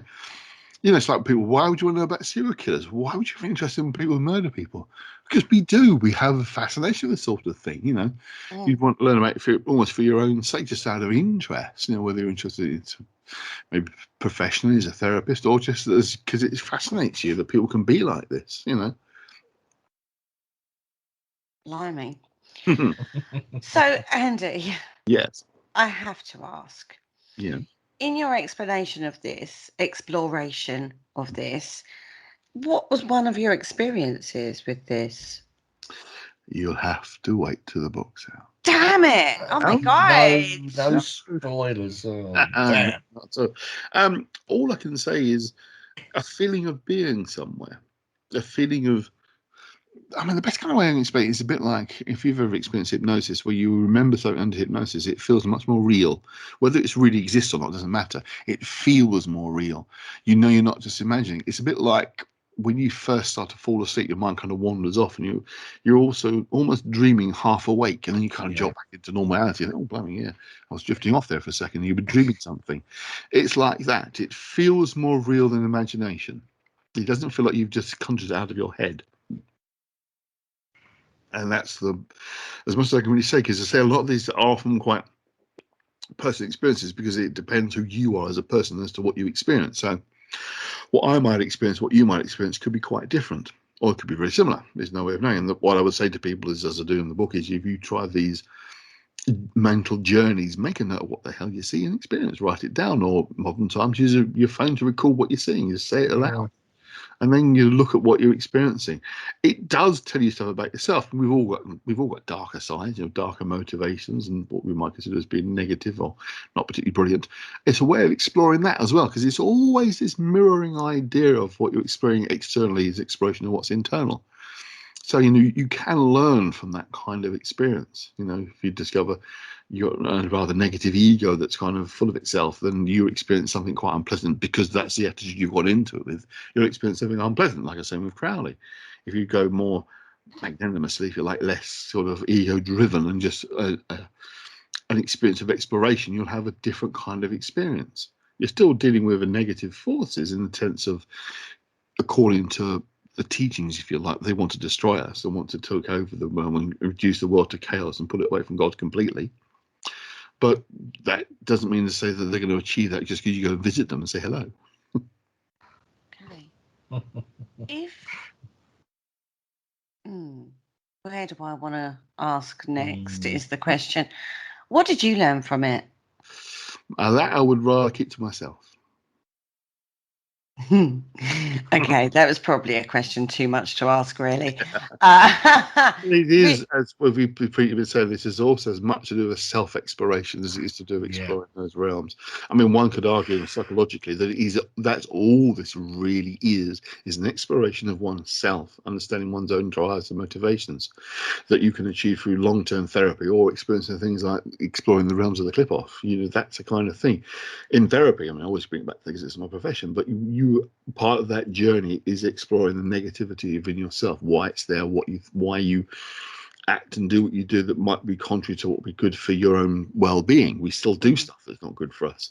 We have attitudes of negativity about ourselves and the world around us. Why those ideas there, and this is a way of sometimes exploring those in a different approach. So that's why it's difficult to really speak of one individual's experiences, because everyone's experience is going to be, to some degree, different. So there's commonality for all of us because it's the structure of how this works.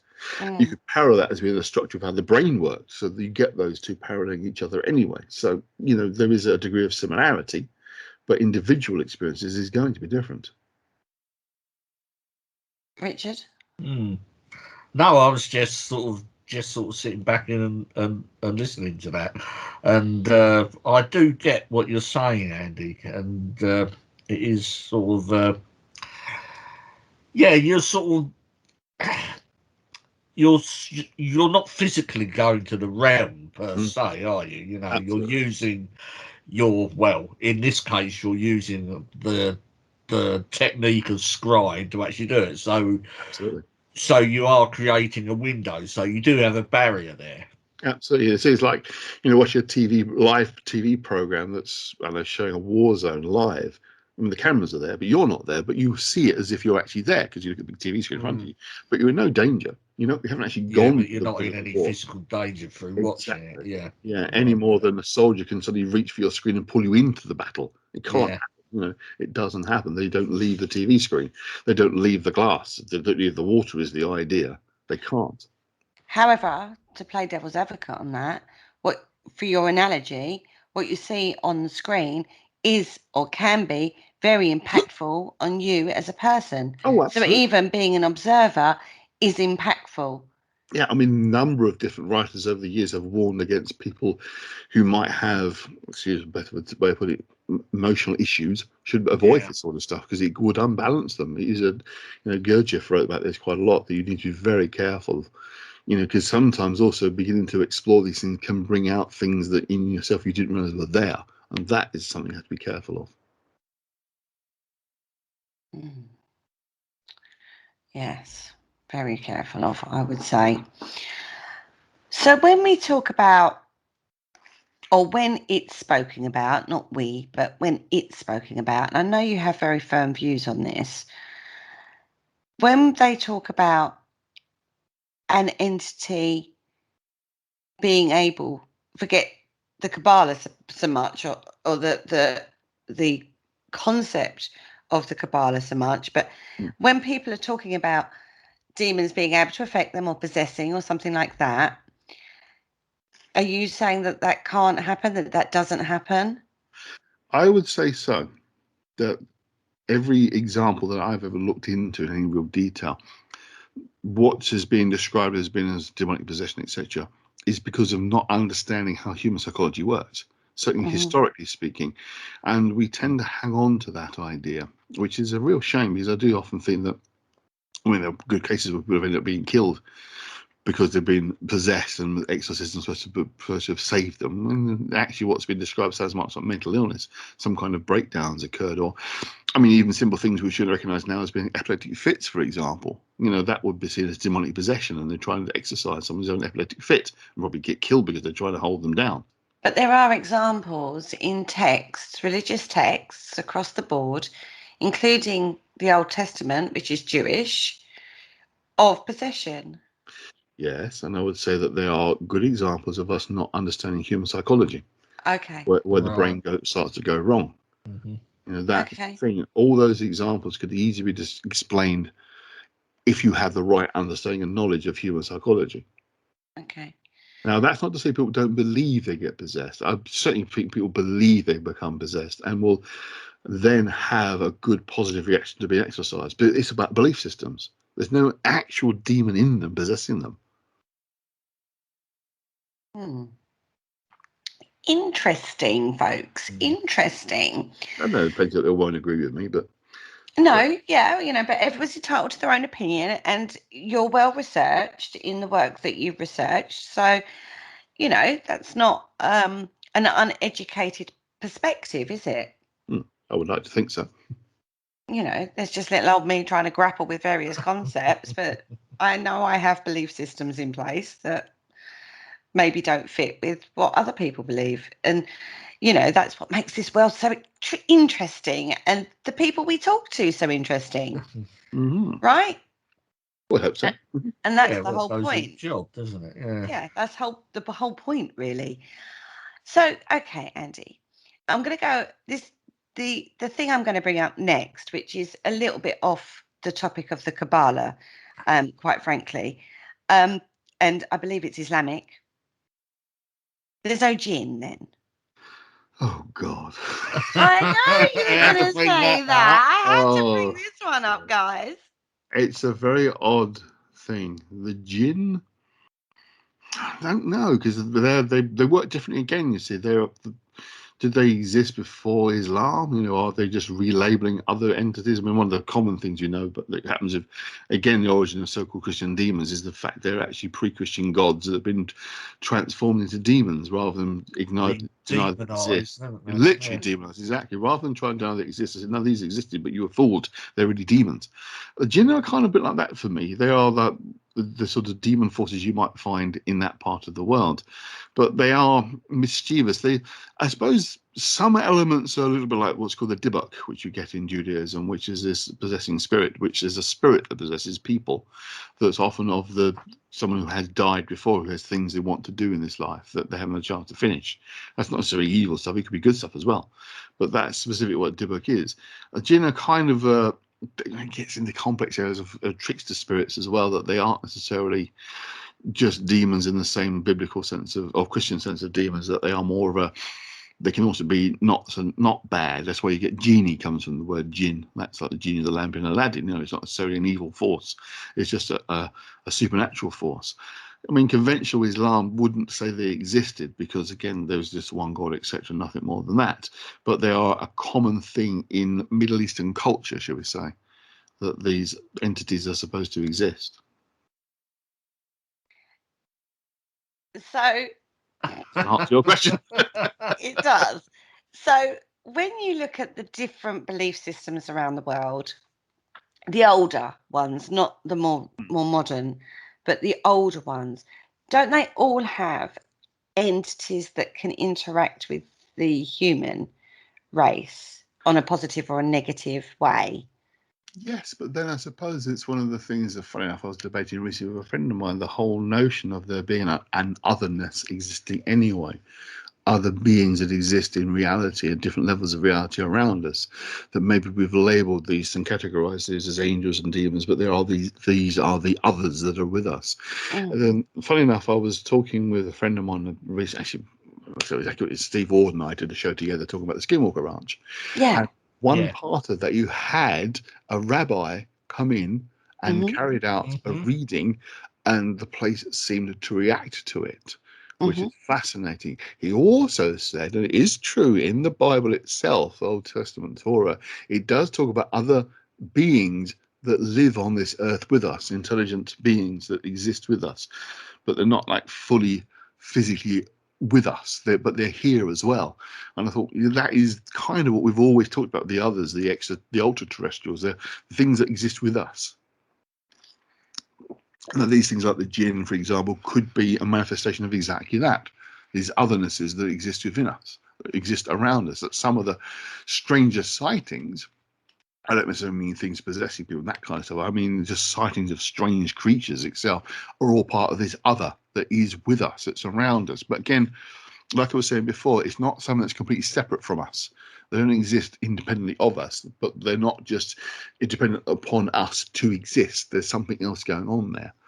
That some of the more unusual stories that you get of sightings of creatures, etc., in the Bible may well be the otherness around us that are interacting. Which, of course, would include the things that the negative forces that we might have seen when you explore the Sitrachakra. And again, I go back to there's a split, but even within that belief system, there's a split. Surely it's an exploration rather than it being a mirror.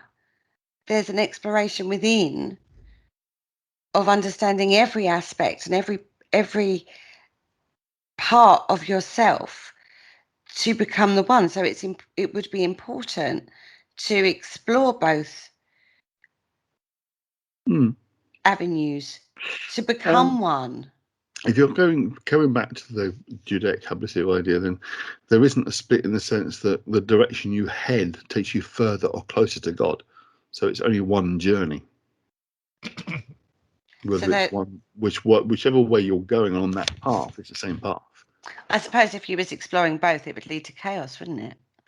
Well, if you was trying to explore both sides at the same time. Well, it depends. I mean, if you're clear in your own mind what on earth you're actually doing, that you are, perhaps you could say that exploring the negative would make you want to draw closer to the positive because you see what the negative's about. So you can do those at the same time. You can certainly go, it's like you don't have to go along the path in one direction at a time. You can sort of jump up and down along it. You're not physically going anywhere, so you can move different routes within that, different places that might be seen as below or above. You take one. I mean, one way you could do is if you're traveling through the realms of the Kabbalah, is each time you visit a Kabbalistic realm or sphere or Sephiroth, you then want to visit its opposite parallel beneath. So you go back up and down.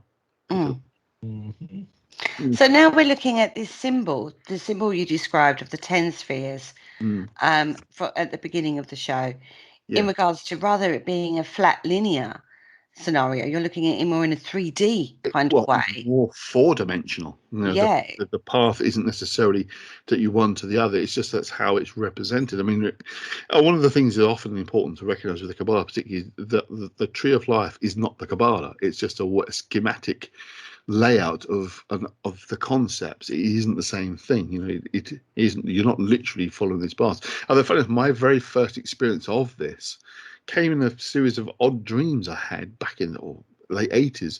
I remember dreaming about specifically silver spheres with paths linking them together and literally walking along the paths, and they were levitated above the ground. These paths are in the air.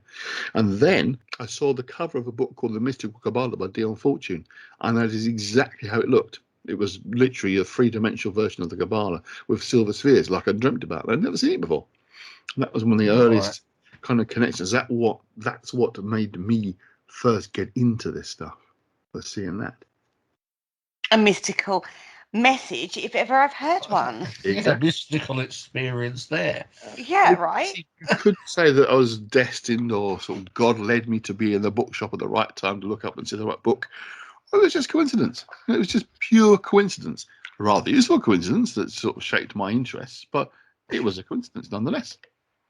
That's us. Again, it's one of those things hard to argue about, but we do kind of want to see things that aren't necessarily there, patterns and connections that could just be completely random. Probably are completely random, but it's the way we see them. We create connections. But didn't Carl Jung turn around and say there's no such thing as coincidence? No, he didn't say that. Who said that? I've no idea, but he didn't say it. That's for certain.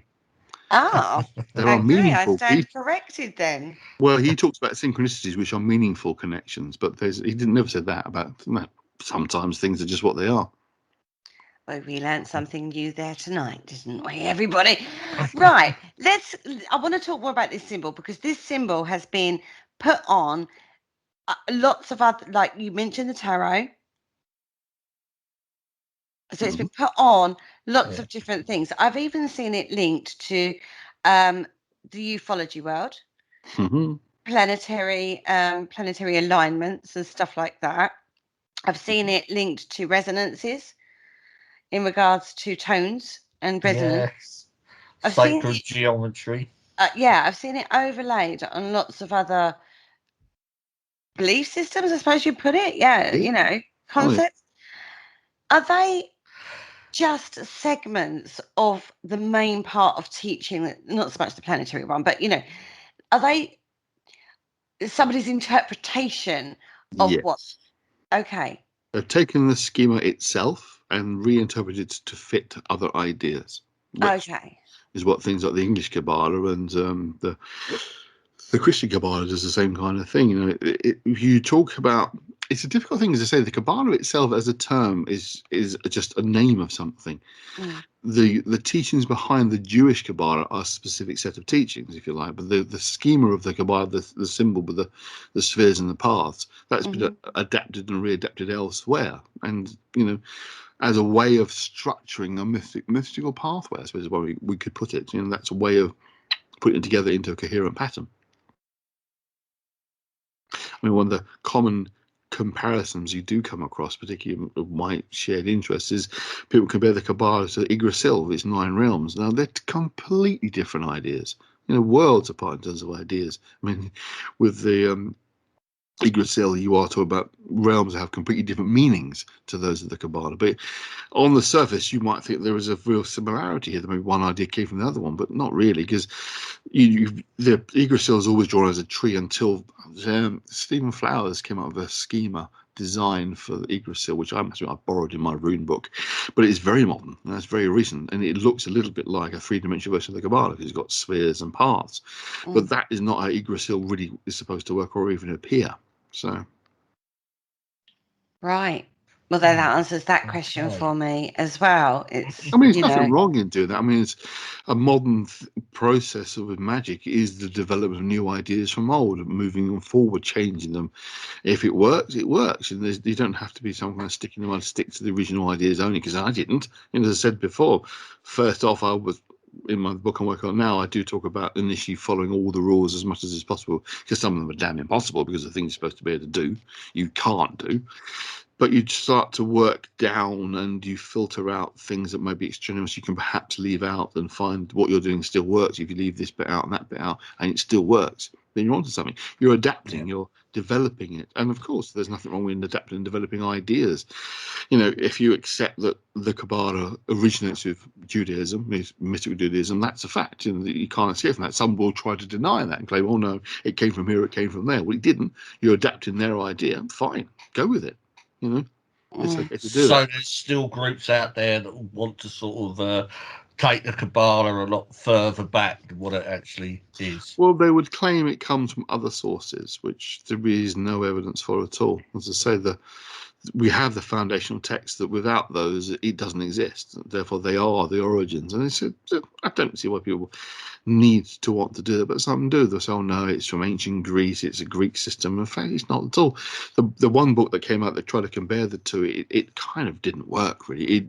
It showed there's a complex numerology within the Kabbalah, and there's complex numerology in Pythagoras, and there are some similarities, certainly, but it doesn't even say one was derived from the other at all. These two systems developed independently of each other, I feel. Right.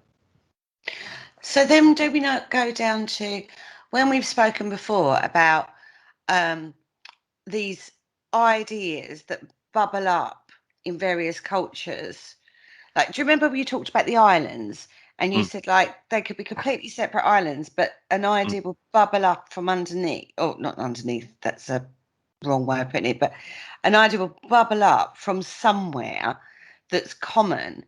So like we talked about the pyramids, didn't we, at one point? And so just because they built them there doesn't mean that they had interaction with people over there. It could be that this idea bubbled up from, was that the collective unconscious that you we would were say talking that's about? a possibility. I mean, things that are pyramid specific, the idea of that shape as being a very strong, solid structure. Yes, because it is, and other cultures may have come to the same conclusion at the same time, independently of each other, that this design works. You can also argue that it is something that is in a collective unconscious idea because of that very fact that it emerges like that. That other cultures have produced a similar design because it's a good design. It works quite well. It's like lots of cultures probably invented the wheel at the same time because the round wheel thing works perfectly brilliantly. No one culture came with it first and it was spread around to other people. Independently of each other, came up with the same concept. So you had this dream about the symbol of the Kabbalah, the journeying and the spheres. Yeah. Do you think that was a bubble up, or do you think that was just something you might have come across that was bubbling up from your conscious? See, that's the $1 million question. There's no way of answering that. Whether it was something I may have unconsciously seen at some point, not fully registered. I've seen the cover of the book somewhere else before, and it just sort of sunk into my mind. And as dreams do, as you talked a little while ago, things emerge for no obvious reason. Or it was some kind of deep spiritual connection that brought me to that place at the right time to see it. There's no way of arguing one way or the other, unfortunately. You can't prove one or the other. I kind of think I probably saw it somewhere. There's a good chance. Well, knowing how in depth you are with the Nokia magic and John Dee's work, did this symbol ever, this predates that. This predates that, but was yeah. that ever in his working? Do you see parallels in his work with this concept? Some have tried to argue there's Kabbalistic ideas in what the angels apparently said. Personally, I don't think they are. I do think that what you see is an often misused word, but is unique. It was the only time something like this has been seen before. Hasn't been seen before. Okay. What emerged from it's one of those things, again, I've talked about this before, I think. The Enochian system itself developed over a number of years. There's certain differences between what was said by the angels to begin with and what was said later on. Angels in inverted commas, because I don't know what hell you were talking to, but the ideas that came out from Enochian scrying were not static. They evolved over a number of years. And anything that kind of talks of a schema, that's a kind of a design or obvious pattern, you could say is Kabbalistic in its idea that it can be compared to the Kabbalah in that way, because it's mystical, because it seems to produce a section of pathways that can be seen as Kabbalistic in the broadest sense of the term. So, but no, I mean to say there are some who would say that there's Kabbalistic elements to what Dee does and says, but I'm not convinced. And if anybody has a right to have that opinion, that would be yourself, because you're well versed in Dee's work and Enochian magic, and now you've written this book on the Kabbalah, and it's fascinating, absolutely fascinating. Did you find in your work that you came across anybody else that had travelled through the click? Clip off. Sorry, the click. That's the one. The clip off. I knew where I was going with that, really. Did you talk to other people that had explored that? Not directly, but I do know some who have written about it and have their books and have looked into those. But I mean, this probably is a little bit controversial to say. Everything that I had seen up until my book confused the two, and it's a big point I do make, and I'm finding I've discovered recently somebody else who's come from the other side of it, i.e. talking about the clip-off, whereas I'm talking about the Citrarca, has drawn the same conclusion, and the book is about to be published. Fortunately, it parallels mine rather than overlaps mine, because he's taken from the other side of it. He's looking from the clip-off side, I'm looking from the Citrarca side, but both of us have drawn the definite conclusion that the two have been conflated for a number of years by various writers. And you can see why the conflations occurred, because a lot of it is based on a paper that was written in about 1909 called The Clip-Off of the Kabbalah, and the language of it is confusing in terms of what it's talking about. It's not entirely clear which is which, but there's also an important text that's translated into English. It's a short piece in Hebrew called the Treatise of the Left Emanation. Now that is talking about the clip-off.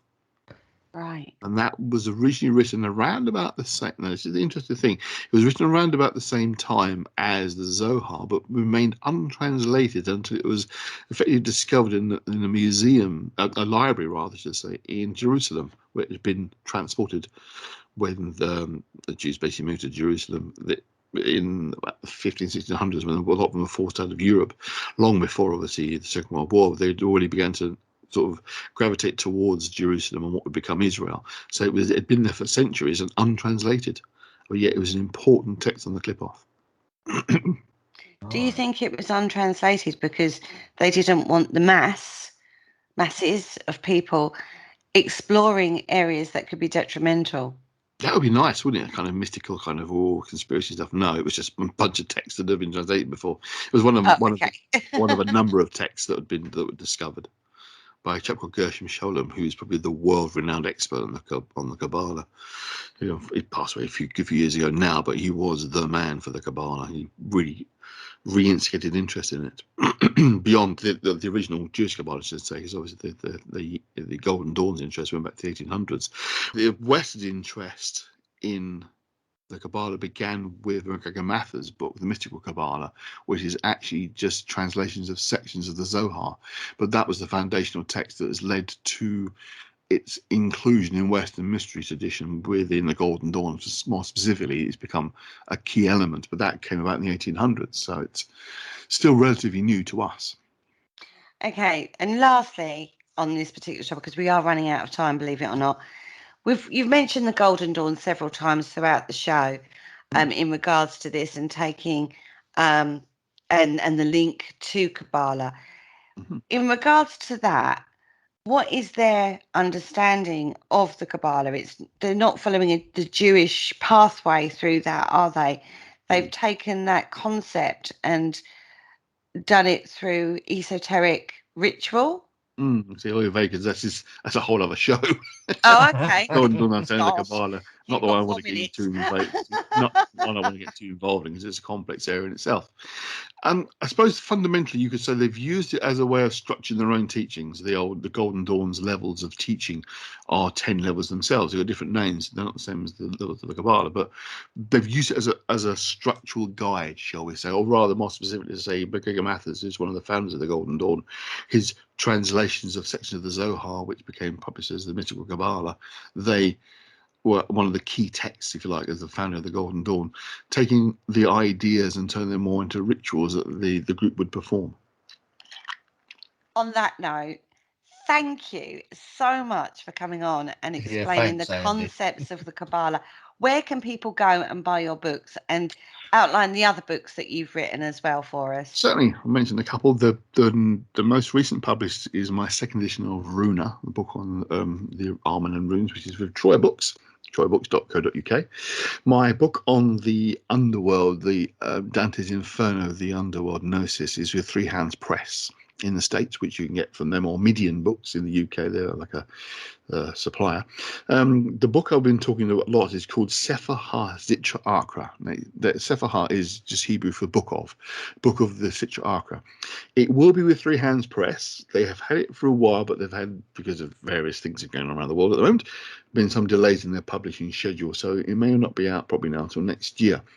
But it is my exploration and discussion of the Clip-Off and the Sitra Achra, noticing the difference between the two and the origins of the Sitra Achra. Should hopefully be out next year. The other two books I was talking about at the beginning, my book on my early experiences with ritual magic and the book on Anglo-Saxon runes, will both be with Troy Books probably next year as well. So there you go.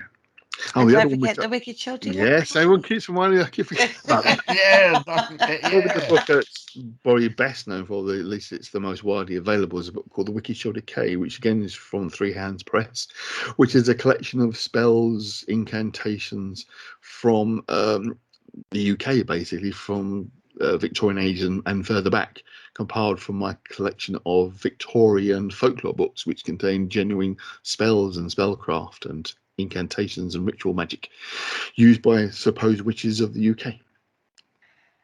Thank you so much. There's one area that you haven't really talked about, and I know we're running out of time, but if you want to hear more of our lovely Andy Mercer and last week's guest, Mr. Steve Ward, you need to go check out PAUK, Paranormal UK Radio, The High Strangeness Factor. That show is phenomenal in its own right. I suggest you go check that one out, guys, as well. If you like our show, you'll love that one. Yeah. On that note, Richard, have we got any news for the Paranormal Concept? Any news, as Mr. Rook would say, we do have books available from the Paranormal Concept team, and a couple that are not. And they are available on our website, which is www.paranormalconcept.com. And also on the website, we've got plenty of blogs up there for you to read, which we've all done. And you can also catch all our shows. So we have a complete back catalogue of all our shows whilst on the PAUK radio network. On that note, I'd like to say thank you once again, Andy. It's been an absolute pleasure as always. Thank you so much for joining us tonight. Enjoyed it. And all we now need to do is say good night. Yeah. Good Say night. good night, guys. Good night, guys. Good night.